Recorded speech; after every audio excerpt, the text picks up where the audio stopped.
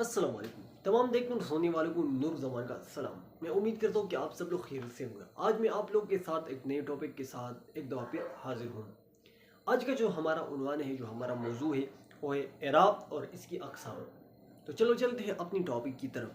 आज का जो हमारा उन्वान है वो है एराब। अगर हम इसके ऊपर ज़बर लगाते हैं, अगर हमने इसको आराब पढ़ा तो इसका फिर मानी उलट हो जाता है। आराब अरबी में बांडसी यानी ये बांडे में जो रहने वाले लोग हैं उसको कहते हैं। ये आराब नहीं, ये एराब है। ठीक है, इसको तलफ़्फ़ुज़ करने में थोड़ा सा फ़र्क आप जानने की कोशिश करें और जब आप इसको बोलते हैं तो सही बोला करें। ठीक है, एराब। तो इसकी डिफिनीशन हम ये करते हैं कि वो अलामात या हरकत व सकनात हैं जो आवाज़ों में तब्दीली यानी हरकत, सुकून या ठहराव पैदा कर देते हैं। ये एक लिहाज से हुरूफ इल्लत की मुख्तसर सूरतें हैं। इसका मतलब ये है कि एराब से मुराद, ठीक है, यानी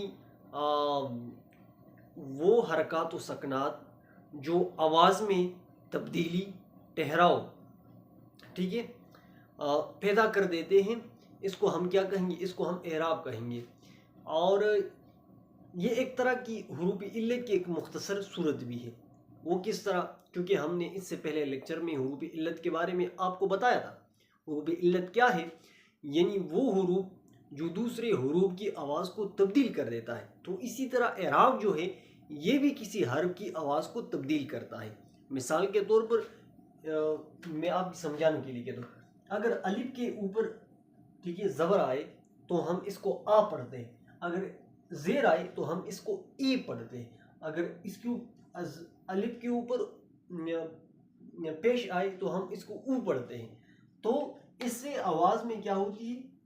हर्फ में तब्दीली पैदा कर देते हैं, यानी हर्फ की आवाज़ में ये तब्दीली पैदा करते हैं। तो एराब को हम यानी हुरूफ की यानी हुरूफ इल्लत की एक मुख्तसर सूरत भी क्या करते हैं? कंसीडर करते हैं। तो ये थी एराब और इसकी अक़साम। ठीक, तो इसकी अक़साम तो बाकी भी है, लेकिन आज मैंने आप लोगों के साथ क्या दो अक़साम शेयर करना है।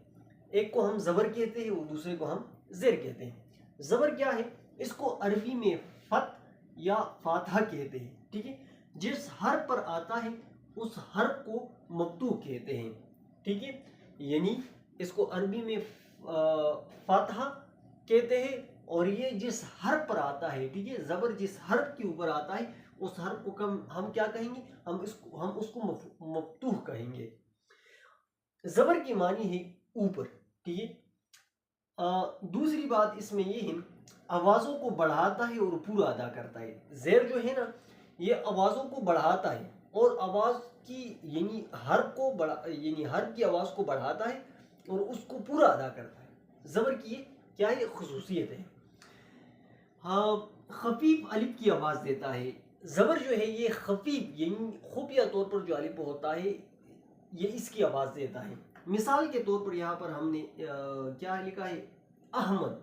तो अलिफ के ऊपर ज़बर है अहमद, ठीक है, या खबर वगैरह वगैरह। अब अगर आवाज़ को बढ़ाना होता है तो खड़ी सूरत में लिखी जाती है। ठीक है, अगर आवाज़ को ज़्यादा बढ़ाना होता है तो फिर आप ज़बर को खड़ी सूरत में लिखेंगे। जैसा कि इस्माइल, तो मीम के ऊपर यानी इस्माइल, ठीक है, तो यहाँ पर हमने खड़ी सूरत में लिखा तो इससे इसकी आवाज़ क्या हो जाती है? बढ़ जाती है। दूसरे नंबर पर है ज़ेर। ज़ेर इस सूरत में लिखी जाती है। ठीक है, अरबी में इसे कसर या कसरा कहते हैं। ठीक है, इसके मानी है क्या है? तोड़ना, अलग करना। ठीक है, जिस हर्फ के नीचे आए उसे मकसूर कहते हैं। यानी ज़बर जिस हर्फ के नीचे आए उस हर्फ को हम क्या कहेंगे? मकसूर कहेंगे। और जिस हर्फ के ऊपर ज़बर आए उस हर्फ को हमने कहा कि उसको हम क्या कहेंगे? यहाँ पर हमने लिखा था उसको हम मफ्तूह कहेंगे। ठीक है, और इसको हम क्या कहेंगे? मकसूर कहेंगे।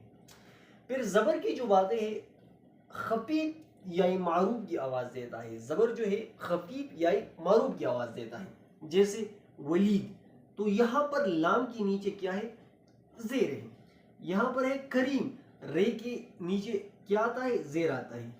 یا اینٹ، تو الف کے نیچے کیا آ گیا؟ زیر آ گیا. اس طرح وغیرہ اور بھی الفاظ آپ اس کو یعنی زیر والے الفاظ آپ مزید بھی بیان کر سکتے ہیں. اگر آواز کو مزید بڑھانا ہوتا ہے، اگر آواز کو زیادہ بڑھانا ہوتا ہے تو کڑی صورت میں لکھی جاتی ہے. تو جس طرح زبر کڑی صورت میں لکھا جاتا ہے تو اسی طرح یہ بھی کڑی صورت میں لکھی جاتی ہے. جیسے بینا، تو یہاں پر ہے کے نیچے کیا ہے؟ کڑی صورت میں زیر آ گیا ہے.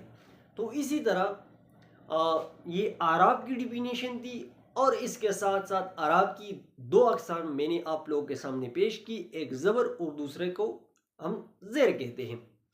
تو میں امید کرتا ہوں کہ آپ لوگوں کو یہ ویڈیو پسند آئی ہوگی. اگر ویڈیو پسند آئی ہے تو پلیز کائنڈلی آپ اس ویڈیو کو لائک بھی کریں اور شیئر بھی کریں. اور اس کے علاوہ آپ کے دل میں جو بھی آ رہا ہے وہ کمنٹ میں ضرور بتا دیجیے. آج کے لیے اتنے ہی کافی. والسلام.